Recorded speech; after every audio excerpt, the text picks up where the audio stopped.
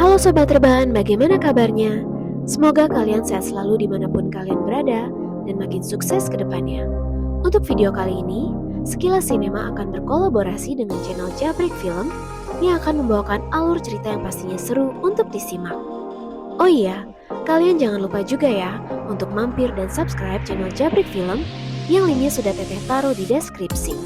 Oke Sobat Rebahan, gak usah berlama-lama lagi, kita langsung simak videonya yang akan dibawakan oleh Mimin Jabrik Film. Check it out.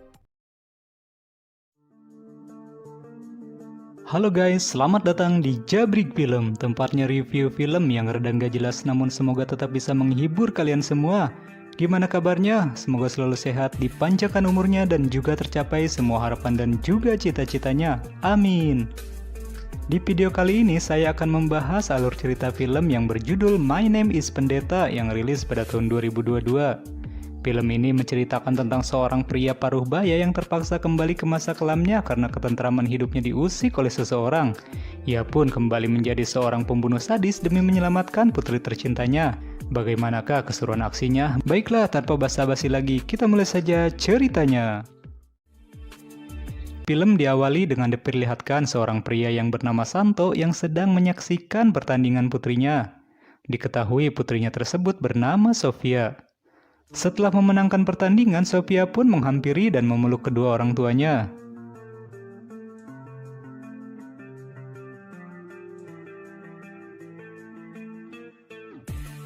Sesuai janji kepada anaknya yang telah memenangkan pertandingan, Santo pun mengajak Sofia untuk pergi healing ke hutan. Sesampainya di sana, Sofia terlihat sangat menikmati perjalanannya kali ini, karena ternyata Sofia sangat menyukai sesuatu yang memacu adrenalin.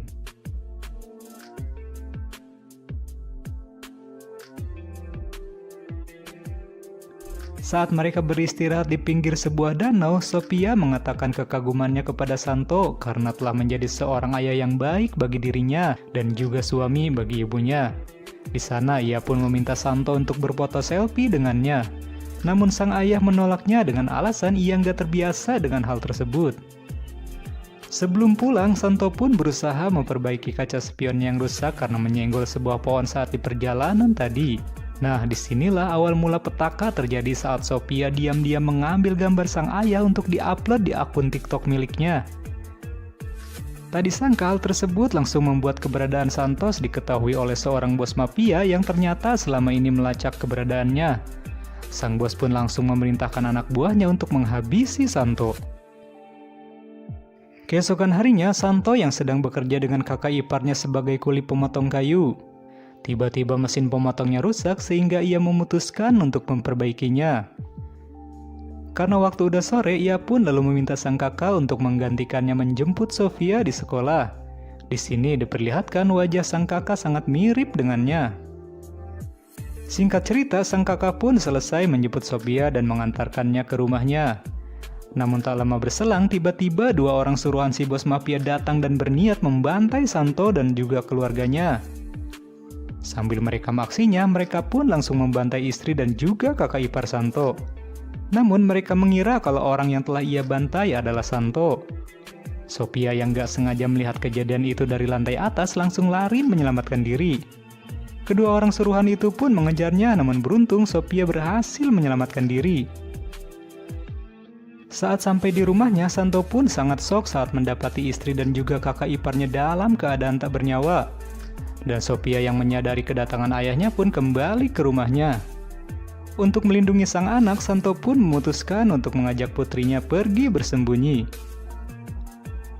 Santo pun sampai di sebuah gedung tua. Di sana terlihat ia masih menyimpan persenjataan yang dulu ia gunakan.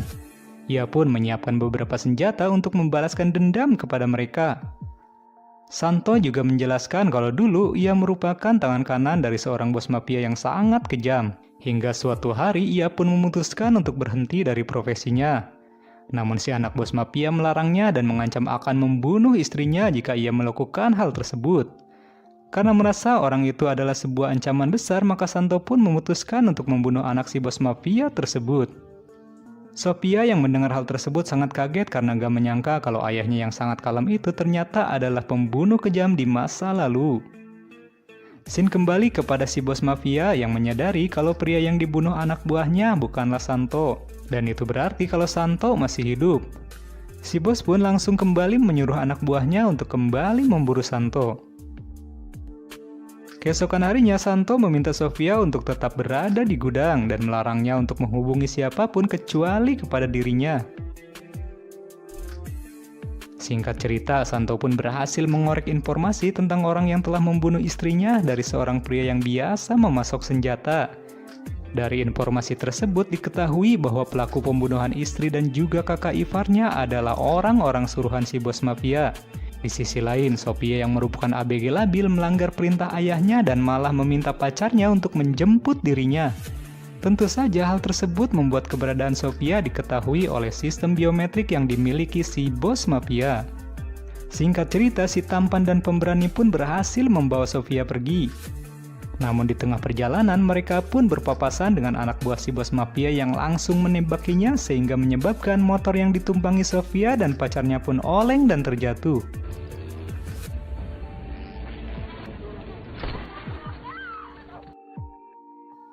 Setelah menembak mati pacar Sofia, si penjahat itu pun membawa Sofia lalu memasukkannya ke dalam bagasi mobil miliknya.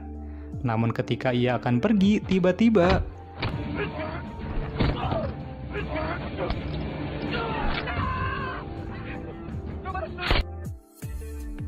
di sisi lain, si bos mafia meminta anak bungsunya yang bernama Michelle untuk membantunya mencari Santo untuk membalaskan dendam kakaknya.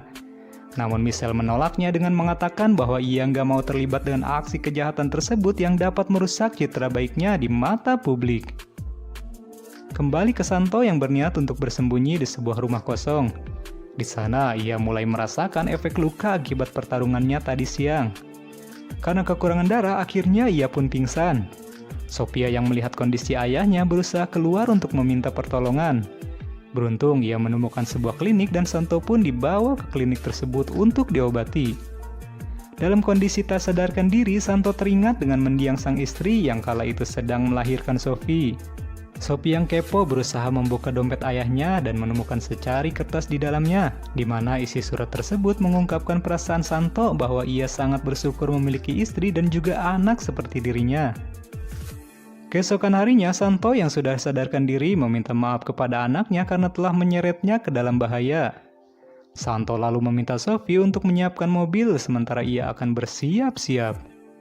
Namun sayang, keberadaan Sophie diketahui oleh salah seorang anak buah si bos mafia. Tak berselang lama, dua orang suruhan si bos mafia pun datang. Santo berhasil mengalahkan salah satunya. Namun sayang, seorang penjahat yang satunya berhasil menemukan Sofia dan berniat menembaknya. Namun tiba-tiba, beruntung Santo datang tepat waktu dan menyelamatkan Sofia. Santo pun lalu mengajak Sofia untuk kabur dari tempat itu. Santo pun berhasil menemukan sebuah gudang kosong dan berniat tinggal di sana untuk sementara waktu. Di sana ia mengajarkan Sophie cara untuk membela diri dengan menggunakan sebilah pisau.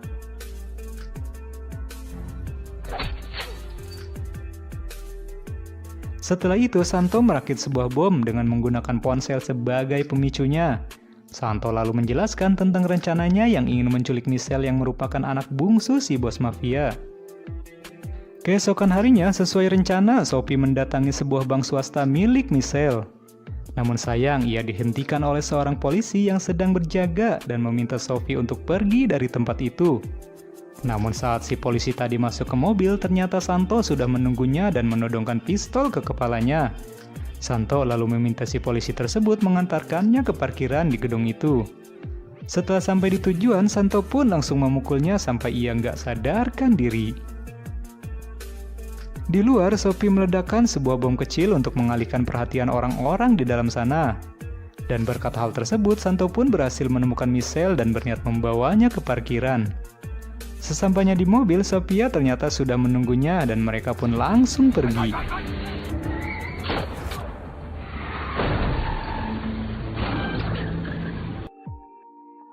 Setelah berhasil menyandra Michelle, Santo pun mengirimkan foto Michelle yang telah ia sandra kepada musuhnya dengan menggunakan HP milik Michelle. Ia lalu pamit kepada Sophia untuk memancing para penjahat itu ke suatu tempat yang sudah ia rencanakan. Si bos mafia yang mengetahui hal tersebut menyuruh anak buahnya untuk mendatangi tempat tersebut dan memastikan kalau mereka harus berhasil menghabisi Santo kali ini.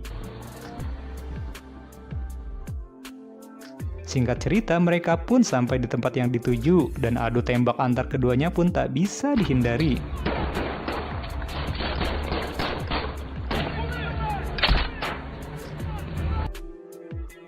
Satu persatu para penjahat itu berhasil ditumbangkan. Lalu Santo pun meledakkan sebuah bom yang telah ia simpan di dalam mobil. Akibat ledakan tersebut akhirnya hanya menyisakan satu penjahat yang selamat. Dan di dalam gerbong kereta, Santo pun berhasil mengalahkan penjahat itu. Di sana ia mengatakan kalau si bos mafia nggak akan peduli sama anak bungsunya dan akan tetap memburu Santo sampai mati. Mendengar hal tersebut, Santo pun langsung membunuh penjahat itu. Setelah berhasil menghabisi semua musuhnya, Santo pun menelpon Sofia dan mengatakan salam perpisahan karena ia berniat pergi ke markas si bos mafia. Mendengar hal tersebut, Sofia pun berusaha melarang ayahnya. Namun Santo mengatakan kalau si bos mafia dibiarkan hidup, maka ia akan terus mengancam keselamatan Sofia. Dan ternyata percakapan mereka berhasil disadap oleh para polisi, dan para polisi itu pun mengetahui keberadaan Santo dan juga Sofia. Singkat cerita, Santo pun sampai ke markas si bos mafia dan langsung membantai seluruh anak buahnya.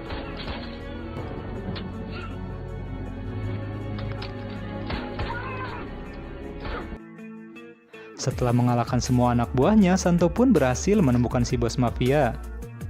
Si bos mafia yang ketakutan pun meminta maaf dan berjanji nggak akan mengganggu Santo dan anaknya lagi. Namun Santo yakin kalau si bos mafia nggak akan menepati janjinya sehingga Santo pun langsung menghabisi nyawa si bos mafia. Saat Santo keluar dari gedung, ia pun sudah dikepung oleh para polisi bersenjata lengkap.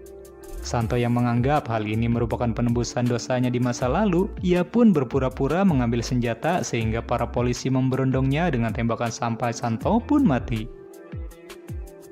Di waktu yang sama, polisi pun berhasil menemukan Michelle dan membawa Sofia pergi.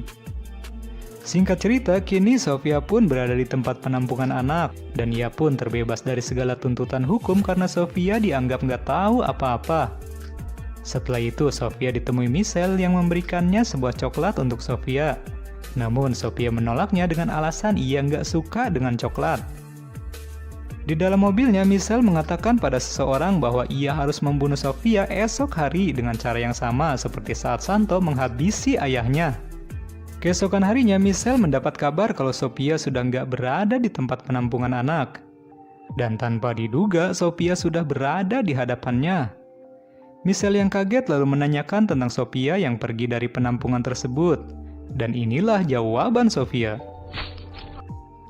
Ternyata diketahui kalau Sofia juga masih menaruh dendam terhadap keluarga dari orang yang telah membantai keluarganya, dan film pun tamat. Bagaimana guys ceritanya? Semoga bisa menghibur kalian semua. Terima kasih sudah menonton, dan bagi yang suka dengan alur ceritanya, silahkan tekan tombol subscribe dan nyalakan lonceng notifikasinya. Dan sampai jumpa di video selanjutnya. Oke sobat rebahan, bagaimana filmnya? Lumayan menegangkan kan? Aku menyarankan untuk kalian nonton filmnya langsung ya, karena cukup banyak adegan seru yang aku nggak tayangin.